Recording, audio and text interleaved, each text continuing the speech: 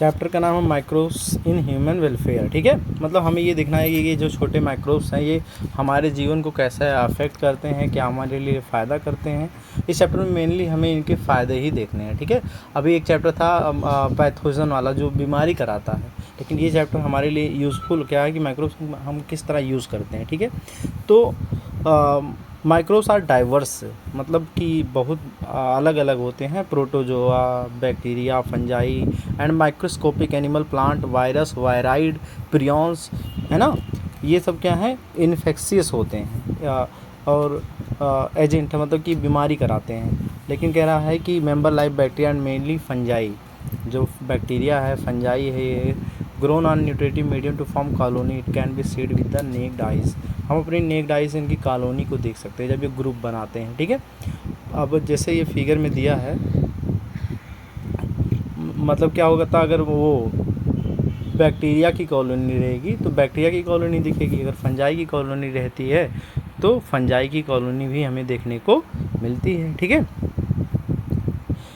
ये सॉयल में, वाटर में, हमारी बॉडी के अंदर, है ना, एनिमल के ऊपर, प्लांट में, हर जगह पाए जाते हैं। इवन डीप इनसाइड गीज़र, जहाँ बहुत ज़्यादा टेम्परेचर होता है, 100 डिग्री सेल्सियस टेम्परेचर होता है, वहाँ भी ये पाए जाते हैं। डीप इन द सॉयल, मिट्टी में भी पाए जाते हैं। Under the layer of snow several, कई बर्फ़ के परत के नीचे भी पाए जाते हैं। जहाँ बहुत ज़्यादा एसिडिक इन्वायरमेंट होता है वहाँ भी पाए जाते हैं।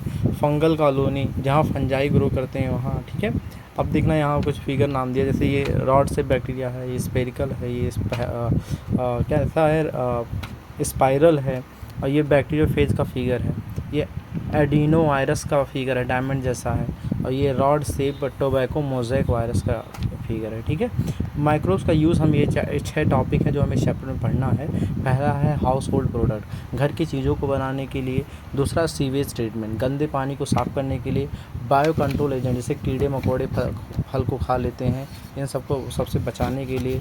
इंडस्ट्रियल प्रोडक्ट, कुछ इंडस्ट्री के लेवल पे प्रोडक्ट चीज़ों को बनाना, और बायोगैस बनाना, बायो फर्टिलाइज़र, इन सब की तरह हम यूज़ करेंगे। ये 6 टॉपिक हमारे चैप्टर में हैं, जब पढ़ेंगे चैप्टर ख़त्म हो जाएगा। ठीक है, अब पहली बात अगर हम करें microbes in house hold product, तो सबसे पहले आता है लैक्टिक एसिड बैक्टीरिया, जिसको लैब बोलते हैं। ये क्या करता है, कर्ड बनाता है, दूध से क्या बनाता है, दही बनाता है। ये एसिड निकालता है जो क्या करता है, मिल्क के अंदर जो प्रोटीन होता है उसको पार्शली डाइजेस्ट करता है, पूरा तरह नहीं। यहाँ क्वेश्चन आएगा कंप्लीटली डाइजेस्ट, तो गलत रहेगा, वो पार्शली डाइजेस्ट होना चाहिए। इम्प्रूव न्यूट्रिशनल क्वालिटी, दूध से जब दही बनता है तो वो दूध की न्यूट्रिशनल क्वालिटी बढ़ जाती है, क्योंकि उसमें विटामिन B12 की मात्रा भी क्या हो जाती है, बढ़ जाती है। डिचक डिजीज़ काजी माइक्रोब्स इन स्टमक, ये जो लैक्टोबैसिलस है ये बीमारी कराने वाले माइक्रोब्स का भी पता लगाता है। ठीक है, और उसके बाद आता है सैक्रोमाइसिस सेरिवेसिस। सैक्रोमाइसिस सेरिवेसिस को बेकर सिस्ट कहते हैं, है ना, बेकर सिस्ट। यही सैक्रोमाइसिस सेरिवेसिस जो है ब्रीवर सिस्ट भी है, इससे शराब भी बनाते हैं। बेकर सिस्ट, इससे क्या बनाते हैं, ब्रेड बनाते हैं। Dough for dosa and idli and bread, है ना, dough for dosa and idli and bread. The puffed up appearance of dough is due to the production of CO2 gas during fermentation. ये जो आटा जो गुटते हैं उसका जो मतलब वो पफ़ी नेचर होता है, वो किसकी वजह से होता है, CO2 गैस की वजह से। ठीक है, अब चीज़ की बात करें तो चीज़ कहते हैं ओल्डेस्ट फूड है ना, सबसे पुराना चीज़ होता है, और जो हम अलग अलग तरह के टेक्सचर, फ्लेवर और टेस्ट की बनाते हैं, और ये डिपेंड करता है कि इस पर कौन सा फंजाई, कौन सा बैक्टीरिया ग्रो कर रहा है। स्विस चीज़ की बात करें तो उसमें बड़े बड़े होल पाए जाते हैं, क्योंकि उसका फर्मेंटेशन कैसे करते हैं, प्रोपेनियोबैक्टीरियम सेरेमानी से करते हैं। रोकफर्ट चीज़ जो होता है वो रोकफर्ट चीज़, इसे ये फंजाई ग्रो करके बनाई जाती है, इसको पर्टिकुलर फ्लेवर देखने को मिलता है। टॉडी अगर वो पूछे तो ये साउथ इंडियन का ट्रेडिशनल ड्रिंक होता है। ठीक है, और इसको फर्मेंट करते हैं सैप प्लांट से। किस प्लांट से, सैप प्लांट से प्राप्त करते हैं, उसको फर्मेंट करते हैं, टॉडी करते हैं, इसमें और कुछ भी मिला करके, और लोग उसको ड्रिंक भी करते हैं। ठीक है, अब अगला क्या है, microbes in industrial product. Industry के लेवल पे माइक्रोब्स का यूज़ कहाँ करते हैं, तो पहला चीज़ है कि microbes large vessel called fermenter, बड़े बड़े बर्तन होते हैं जिनमें चीज़ों को फर्मेंट किया जाता है अल्कोहल बनाने के लिए, और उस बर्तन को फर्मेंटर कहते हैं, और उस पूरे प्लांट को जहाँ वो स्टेबलाइज़ किया जाता है उसको फर्मेंटेशन प्लांट कहते हैं। ठीक है, फर्मेंटेड बिवरेजेस, कौन कौन सी चीज़ें बनाई जाती हैं, सैक्रोमाइसिस सेरिवेसी ब्रीवर सीस्ट जो है use for fermenting malted cereals, है ना, अनाज के दानों को क्या करने के लिए, फर्मेंट करने के लिए, फ्रूट जूस, ये इससे मिलता है क्या, एथेनॉल मिलता है। Depending on type of raw material, कौन सा मटेरियल यूज़ कर रहे हो इस बेस पे डिफरेंट टाइप के वो होते हैं, जैसे विस्की हो गया, ब्रांडी हो गया, रम हो गया, तो ये डिस्टिलेशन है। लेकिन विदाउट डिस्टिलेशन कौन से हैं, वाइन और बियर। वाइन और बियर का डिस्टिलेशन, ये तो यहाँ से क्वेश्चन ये आएगा, डिस्टिलेशन विदाउट डिस्टिलेशन। डिस्टिलेशन किसका है, डिस्टिलेशन है विस्की ब्रांडी रम का, विदाउट डिस्टिलेशन किसका, वाइन और बियर का, है ना। एंटीबायोटिक क्या होता है, एंटी मतलब अगेंस्ट, बायो मतलब लाइफ। अब किसके लाइफ के अगेंस्ट, हमारी लाइफ के थोड़े अगेंस्ट, हमारी बॉडी में बीमारी कराने वाले लोगों के अगेंस्ट। तो एंटी मतलब होता है अगेंस्ट, बायो मतलब लाइफ। ह्यूमन के लिए प्रो लाइफ है, अगेंस्ट लाइफ नहीं है, हमारे लिए अच्छा है, ठीक है। Produce by some microbes and kill retard the growth of other microbes. ये एंटीबायोटिक कुछ माइक्रोब्स से बनता है और कुछ दूसरे माइक्रोब्स को मारने की तरह क्या किया जाता है, यूज़ किया जाता है। जैसे पेनिसिलिन की बात करें तो पेनिसिलिन जो होता पहली बार डिस्कवर हुआ एंटीबायोटिक है, और इसको खोजा गया था, obtained from mould penicillinium notatum, penicillinium notatum, ठीक है। मोल्ड मतलब फंजाई समझो, ठीक है। Alexander Fleming while working on staphylococci, staphylococci याद रखना इसका नाम, स्टेफाइलोकोकाई बैक्टीरिया पर काम कर रहे थे। तो उस जगह पे जब वो गिर गया मोल्ड पेनिसिलिन नोटेटम, तो वहाँ ग्रोथ नहीं हुआ, मतलब एक्सीडेंटल डिस्कवरी है ये, समझ सकते हो, ठीक है। फुल पोटेंशियल, लेकिन इसका जो पूरी तरह से यूज आया वो दो लोगों ने और मिलकर इनका मदद किया, अर्नस्ट चैन और हावर्ड फ्लोरे, अर्नस्ट चैन और हावर्ड फ्लोरे। तो तीनों लोगों को, है ना, फ्लेमिंग को, अलेक्जेंडर फ्लेमिंग को, चैन को और फ्लोरे को, इन तीनों को 1945 में नोबेल पुरस्कार मिला। दुनिया का सबसे बड़ा पुरस्कार किसी भी फील्ड में जो दिया जाता है वो नोबेल पुरस्कार है। और ये वर्ल्ड वार सेकेंड में अमेरिकन सोल्जर्स को ठीक करने के लिए यूज़ किया गया है ना। एंटीबायोटिक जो होते हैं ये मतलब कि बीमारी को ख़त्म करते हैं, जैसे प्लेग, हुपिंग कफ मतलब काली खांसी, डिप्थीरिया गलघोटू जिसको कहते हैं, निमोनिया, लेप्रोजी मतलब कुष्ठ रोग, ये सबको क्या कर दिया, लगभग ख़त्म कर चुका है, ठीक है। Chemical enzyme and other bioactive molecule, यहाँ से भी क्वेश्चन आता है टेबल में, हर बार यहाँ से एक क्वेश्चन आता है टेबल बना करके, ठीक है। तो जैसे कह रहा है कि सिट्रिक एसिड किससे मिलता है, एस्परजिलस नाइगर से। तो अब इतना याद करने में नहीं, आगे भी समझना पड़ेगा कि एस्परजिलस नाइगर, है ना, एस्परजिलस नाइगर जो है वो क्या है, फंजाई है, क्या है, फंजाई है। एसिटिक एसिड किससे मिलता है, कुछ तो नाम ही कॉमन मिल रहा है, एस्टोबैक्टर aceti, acetic acid Acetobacter aceti एक बैक्टीरिया है। और ब्यूटायरिकम, क्लॉस्ट्रीडियम ब्यूटाइलिकम, ये भी एक बैक्टीरिया जिससे मिलता है ब्यूटायरिक एसिड, क्लॉस्ट्रीडियम ब्यूटाइलिकम एक बैक्टीरिया जिससे मिलता है ब्यूटायरिक एसिड। लैक्टिक एसिड क्या है, लैक्टोबैसिलस, लैक्टिक एसिड किससे मिलता है, लैक्टोबैसिलस से। एथेनॉल किससे मिलता है, सैक्रोमाइसिस सेरेबेसिस से। स्ट्रेप्टोकाइनेज एक क्लॉट बस्टर, जैसे मान लो कहीं वीन्स है ना, नस उसमें थक्का जम जाए ब्लड का, तो उस क्लॉट को ख़त्म करने के लिए हम यूज़ करते हैं किसका, स्ट्रेप्टोकाइनेज का। और स्ट्रेप्टोकाइनेज मिलता है किससे, स्ट्रेप्टोकोकस बैक्टीरिया से, है ना, स्ट्रेप्टोकोकस बैक्टीरिया से स्ट्रेप्टोकाइनेज मिलता है, जो एक क्लॉट बस्टर की तरह काम करता है। साइक्लोस्पोरिन ए, साइक्लोस्पोरिन ए जो है एक इम्यूनोसप्रेसिव, हमारी बॉडी की इम्यूनिटी को कम करता है। अच्छा, हम बॉडी की इम्यूनिटी तो ज़्यादा होनी चाहिए, तो कम करने की क्या ज़रूरत है, तो जब कोई ऑर्गन हम ट्रांसप्लांट कराते हैं तो हमारी बॉडी उसको फॉरेन पार्ट की समझ के क्या करना चाहती है, ख़त्म करना चाहती है। तो हम चाहते हैं कि वो जो ऑर्गन हमारी बॉडी में लगा है वो ऐसा ही रहे, तो इसके लिए हमें क्या लेना पड़ता है, इम्यूनोसप्रेसिव लेना पड़ता है। और ये मिलता किससे है, trichoderma polysporum, trichoderma polysporum, trichoderma polysporum fungi है। ट्राइकोडर्मा पॉलिस्पोरम क्या है, फंजाई, इसे मिलता है साइक्लोस्पोरिन ए, जो इम्यूनोसप्रेसिव की तरह यूज होता है। स्टैटिन, स्टैटिन जो है डिक्रीज करता है ब्लड कोलेस्ट्रॉल लेवल को, ब्लड कोलेस्ट्रॉल लेवल को स्टैटिन क्या करता है, कम करता है। ब्लड कोलेस्ट्रॉल लेवल को स्टैटिन क्या करता है, कम करता है।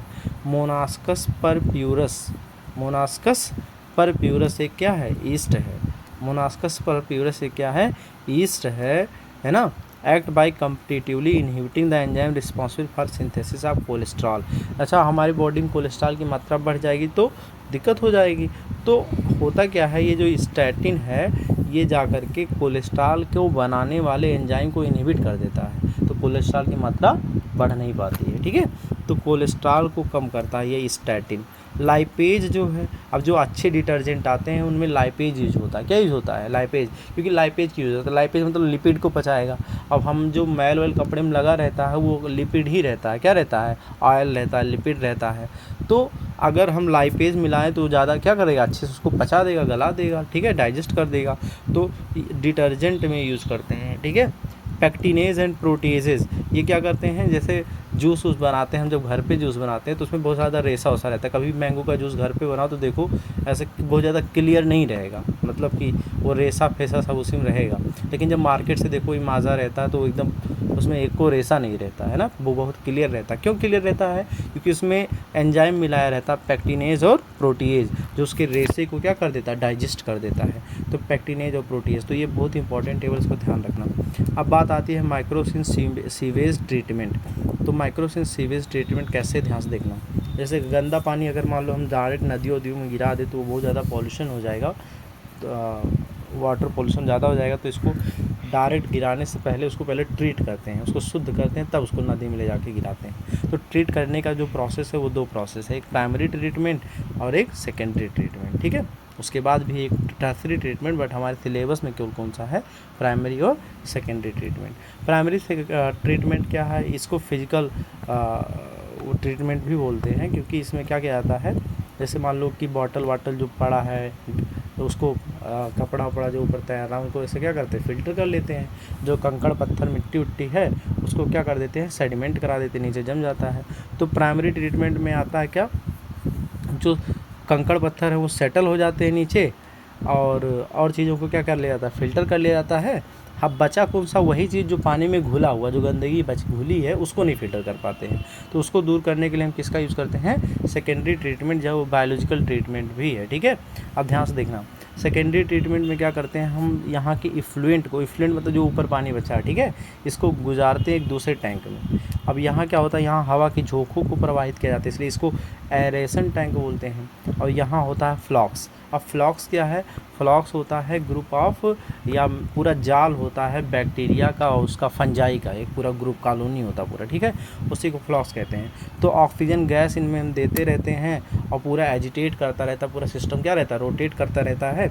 और ये बैक्टीरिया जो ये फ्लॉक्स है इसमें, ये यहाँ के ऑर्गेनिक मैटर को खाते रहते हैं। क्या करते रहते हैं, खाते रहते हैं। बस ये क्या होता है, उसके जो घुले हुए ऑर्गेनिक मैटर वो ख़त्म हो जाते हैं, ठीक है। अब इम्पॉर्टेंट ये पानी, देखो ये जो बैक्टीरिया यहाँ है वो एरोबिक है, उनको ऑक्सीजन चाहिए तभी वो बहुत ज़्यादा ग्रो करेंगे और उतने ज़्यादा ऑर्गेनिक मैटर को क्या कर लेंगे, खा लेंगे, इसकी गंदगी को खा लेंगे वो बैक्टीरिया। तो यानी कि पानी जितना गंदा रहेगा उसको ऑक्सीजन की सप्लाई क्या करनी पड़ेगी, उतनी ज़्यादा देनी पड़ेगी। तो उसी को एक टर्म यूज़ करते हैं BOD, biochemical oxygen demand, biological नहीं, बायोकेमिकल ऑक्सीजन डिमांड। 1 लीटर पानी को प्योर करने के लिए जितने ऑक्सीजन की रिक्वायरमेंट होती है उसको क्या कहते हैं, बायोकेमिकल ऑक्सीजन डिमांड कहते हैं। अच्छा, किसी पानी की जितनी ज़्यादा BOD रहेगी ना, पानी समझो उतना गंदा है। जिस पानी की BOD जितना ज़्यादा होती है, पानी की BOD ज़्यादा, जानो पानी क्या है, गंदा है।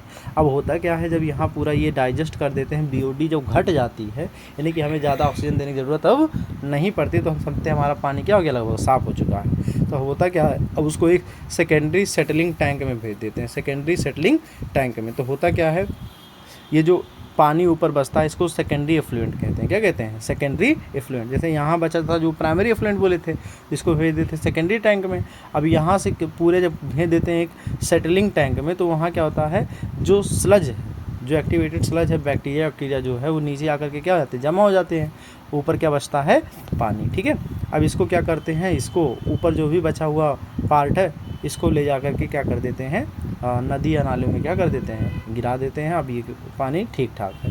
अब होता क्या है, अब देखना, ये जो बचा है नीचे बैक्टीरिया का ग्रो, पूरा मास, बहुत ज़्यादा बैक्टीरिया हो चुके हैं ना, बैक्टीरिया फंजाई, तो इनको ले जाते हैं एक एनएरोबिक स्लज डाइजेस्टर। क्या चीज़, एनएरोबिक स्लज डाइजेस्टर, मतलब ये यहाँ ऑक्सीजन नहीं देंगे, ये ऐसे बैक्टीरिया हैं जो इस बैक्टीरिया को खा लेंगे।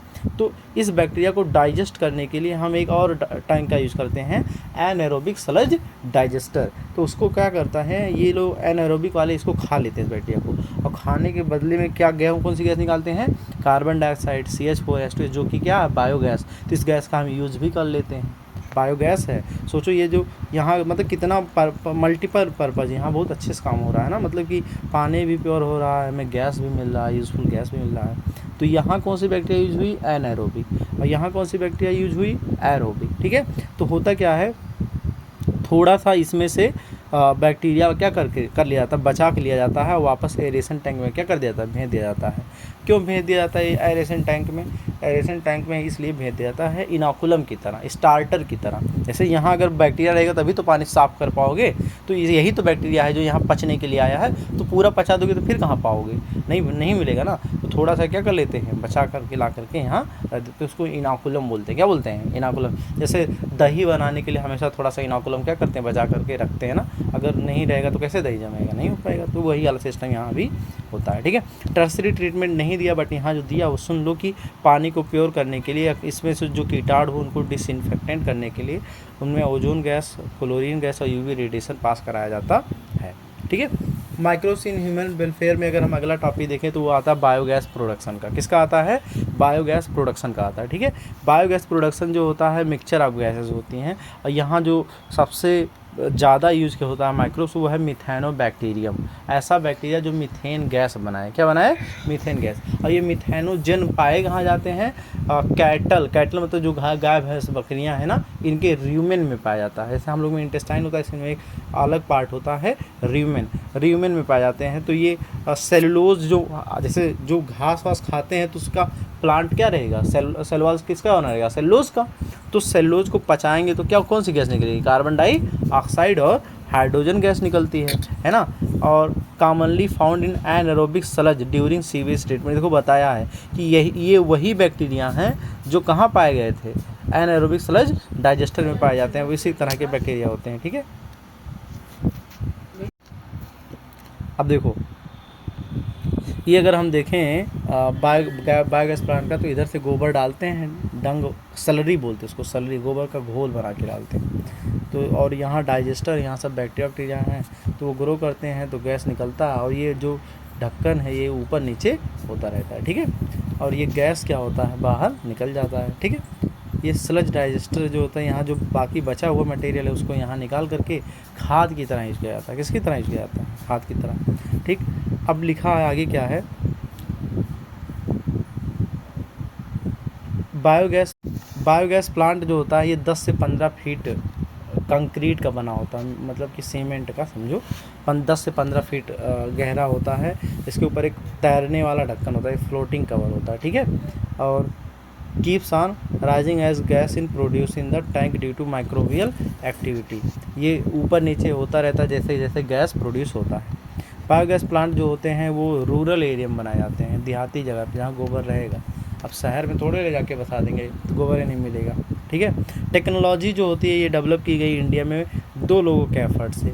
इंडियन एग्रीकल्चर रिसर्च इंस्टीट्यूट पूछा गया है, इसका full form IARI, Indian agricultural research institute, Khadi and village industries commission, Khadi and village industries commission, KVIC। ठीक है, अब अगली बात हम करें microbes as a bio control agent की तरह, है ना, microbes as a bio control agent. तो बायो कंट्रोल एजेंट की तरह कैसे यूज़ करते हैं, बायो कंट्रोल एजेंट जो होता है ये कंट्रोल करता है प्लांट को बीमार कराने वाले पेस्ट पर। जैसे मान लो कोई कीड़ा मकोड़ा है, प्लांट को खा ले रहा है, उसकी पत्ती को खा ले रहा है, उसकी फ्रूट को खा ले रहा है, तो उस कीड़े से बचाने के लिए हम बायो कंट्रोल एजेंट की तरह का यूज़ करते हैं। अब बायो कंट्रोल एजेंट है कौन, जैसे बैसिलस थ्यूरिनजेनेसिस BT, है ना।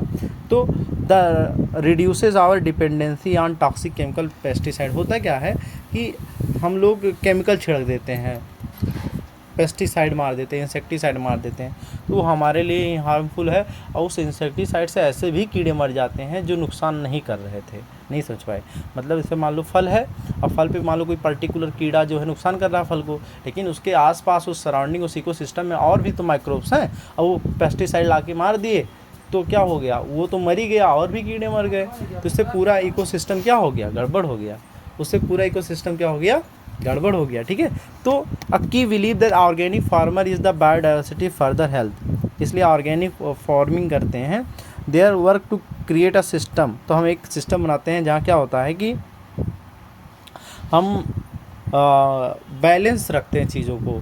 बायो कंट्रोल मतलब यही चीज़ होती है कि मतलब हम उन माइक्रोब्स को बचा के रखते हैं जो हमारे लिए, जो हमें नुकसान नहीं कर रहे थे। हम किसी टारगेट वाले को ही मारते हैं जो हमारे लिए नुकसानदायक है, बाकी को बचा के रखते हैं। जैसे अब जैसे देखना ध्यान से, कुछ ऐसा नेचर में देखा गया कि जैसे मान लो हम समझे कि ये वाला कीड़ा इस फल को नुकसान करता है। अब हम देखें कि एक दूसरा कीड़ा है, जो दूसरा वाला कीड़ा है वो उस कीड़े को खा लेता है। तो हम क्या करेंगे, उस कीड़े को ला करके खेत में रख देंगे, तो वो कीड़ा क्या करेगा, उस पर्टिकुलर कीड़े को खा लेगा, हमारा फल बच जाएगा, है ना।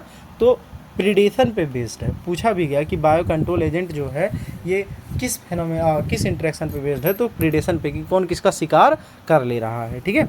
तो लेडी बर्ड जो होती है, जैसे रेड कलर की होती है, दिखाया था कभी फिगर, देखना ध्यान से।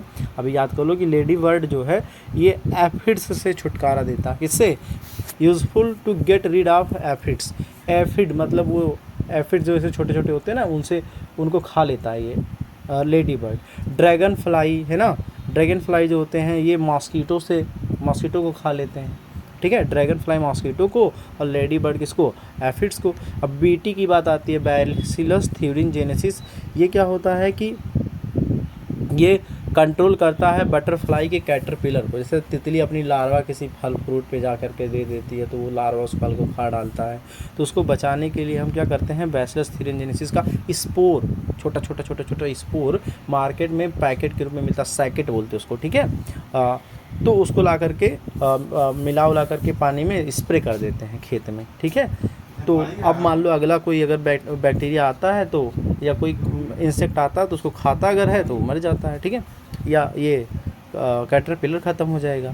अब अगला चीज़ आता है ट्राइकोडर्मा के बारे में भी पूछा गया कि ये फ्री लिविंग फंजाई। पहली चीज़ तो ये क्या है, फ्री लिविंग फंजाई है, that are very common in root ecosystem, जो प्लांट के रूट इकोसिस्टम में बहुत कॉमन है। Effective bio control agent of several plant pathogen, plant की कई तरह की बीमारी से के लिए इफेक्टिव है, मतलब उनको बचाता है ट्राइकोडर्मा। तो ट्राइकोडर्मा का एक लाइन एनसीईआरटी में दिया था, उसी को यहाँ लिखा गया है, बहुत ही मतलब हार्ड लाइन है, क्वेश्चन यहाँ से भी आता है। Trichoderma effective bio control agent है, सेवरल प्लांट पैथोजन, कई तरह की प्लांट की बीमारियों को बचाने के लिए यूज़ होता है, और वेरी कॉमन है इन रूट इकोसिस्टम, और फ्री लिविंग है, सिम्बायोटिक नहीं है, साथ में नहीं रहता है। बैक्यूलो वायरस की बात करें तो ये attack insect and other arthropod, insect पे और आर्थ्रोपोडा पर अटैक करता है। और न्यूक्लियो पॉलीहेड्रोवायरस है ना, मेजॉरिटी जो बैक्यूलो वायरस है उसका जो जीनस वो कौन सा है, न्यूक्लियो पॉलीहेड्रोवायरस। तो ये क्या होता है, स्पेसीज स्पेसिफिक होता है, मतलब किसी पर्टिकुलर स्पीसीज़ को ही मारता है। तो अच्छा है, जो नुकसान करेगा उसी को मारो, बाकी को ना मारो, है ना। तो ये नैरो स्पेक्ट्रम की तरह यूज़ किया जाता है। नैरो मतलब हर जगह नहीं यूज़ कर सकते हो, किसी पर्टिकुलर जगह पे ही इसको यूज़ कर सकते हो। जैसे मान लो ऐसा नहीं कि मच्छर लग रहा है तब वो मारो, कीड़ा लग रहा है तब वो मारो, ऐसा नहीं होता है। कोई पर्टिकुलर कीड़ा अगर नुकसान कर रहा है तब हम न्यूक्लियो पॉलीहेड्रोवायरस का यूज़ करेंगे, ठीक है। This is desirable when beneficial insect are being conserve. ये तब हम चाहते हैं कि जो हमारे लिए लाभदायक कीड़े हैं वो बचे रहें, और जो हानिकारक कीड़े हैं वो मर जाएं, तब हम न्यूक्लियो पॉलीहेड्रोवायरस का क्या करते हैं, यूज़ करते हैं। और इसी को बोलते हैं IPM, इंटीग्रेटेड पेस्ट मैनेजमेंट, और when an ecologically sensitive area is being treated. कोई बहुत ज़्यादा इकोलॉजिकली कंजर्व एरिया है, हम समझते हैं कि अगर यहाँ का कोई स्पीसीज मर जाएगा तो वो पूरा इकोसिस्टम डैमेज हो जाएगा, लेकिन कोई एक पर्टिकुलर नुकसान कर रहा है तो उस पर्टिकुलर को ही मारना, बाकी सबको क्या करना, बचाना है। तो उस जगह पे हम किसका यूज़ करते हैं, न्यूक्लियो पॉलीहेड्रोवायरस का। तो ये जो है lady bird, dragon fly, bacillus thuringiensis, trichoderma और बैक्यूलो वायरस, ये सब क्या है, बायो कंट्रोल एजेंट की तरह क्या किए जाते हैं, यूज़ किए जाते हैं, ठीक है। अब लास्ट टॉपिक हमारा आता है माइक्रोब्स बायो फर्टिलाइज़र। तो बायो फर्टिलाइज़र जो होते हैं ये क्या करते हैं, मिट्टी की न्यूट्रिएंट या फर्टिलाइजिंग क्वालिटी को बढ़ा देते हैं, ठीक है। और जैसे बायो फर्टिलाइज़र में कौन आता है, बैक्टीरिया आ गया, फंजाई आ गया, साइनोबैक्टीरिया आ गया। कुछ होते हैं जो नाइट्रोजन फिक्सेशन के लिए यूज़फुल है, किसके लिए, नाइट्रोजन फिक्सेशन के लिए। जैसे राइजोबियम बैक्टीरिया जो है, बीएम जो बैक्टीरिया है ये सिम्बायोटिक है root nodule of leguminous plant. जो दाल वाली पौधे होती है ना उनकी जड़ में से गांठ जैसे स्ट्रक्चर होता है, तो वहाँ ये पाया जाता है राइजोबियम। क्या पाया जाता है? राइजोबियम। ये करता है नाइट्रोजन फिक्सेशन। क्या करता है? नाइट्रोजन फिक्सेशन करता है। एजोस्पिरिलम और एजोटोबैक्टर, एजोस्पिरिलम और एजोटोबैक्टर ये फ्री लिविंग है, ये भी नाइट्रोजन फिक्सेशन करते हैं। एजोस्पिरिलम एजोटोबैक्टर फ्री लिविंग है, किसी के साथ रहते नहीं है, लेकिन फिर भी क्या करते हैं? नाइट्रोजन फिक्सेशन करते हैं। साइनोबैक्टीरिया जो होते हैं ये एक्वाटिक और टेरेस्ट्रियल इन्वायरमेंट में रहते हैं। Many of which can fix atmospheric nitrogen. इनमें से ज़्यादातर लोग क्या करते हैं? एटमॉस्फेरिक नाइट्रोजन को क्या करते हैं? फिक्स करते हैं। और इसका एग्जांपल है एनाबीना, नास्टाक और ऑसिलिटेरिया। एनाबीना, नास्टाक और ऑसिलिटेरिया। ठीक है। उसके बाद क्या है? फास्फो, जैसे ये जो फंजाई है इसका एक वो है जीनस है ग्लोमस। क्या है? ग्लोमस। तो ग्लोमस के अंदर आता माइकोराइजा। माइको मतलब फंजाई, राइजा मतलब रूट। हायर प्लांट के रूट में पाया जाता ग्लोमस जीन। ठीक है। अदर बेनिफिट्स क्या होता है इसका फ़ायदा? ये तो मतलब फ़िलहाल जो है एसोसिएशन में पाया जाता उसको resistance to water borne pathogen, root borne pathogen, root को बीमारी कराने वाले से बचाता है। सैलिनिटी मतलब कि नमक की मात्रा ज़्यादा हो जाए, सूखा हो जाए, उससे बचाता है। Overall increase in plant growth and development, plant growth and development को क्या करता है? बढ़ावा देता है। ठीक है। तो इस तरह हमारा ये चैप्टर क्या होता है? ख़त्म होता है। अगर इस चैप्टर में हम एक पर्टिकुलर कोई टॉपिक बोले तैयार करने के लिए तो ये है। ठीक है। यहाँ से बहुत बार क्वेश्चन आए हैं। ठीक।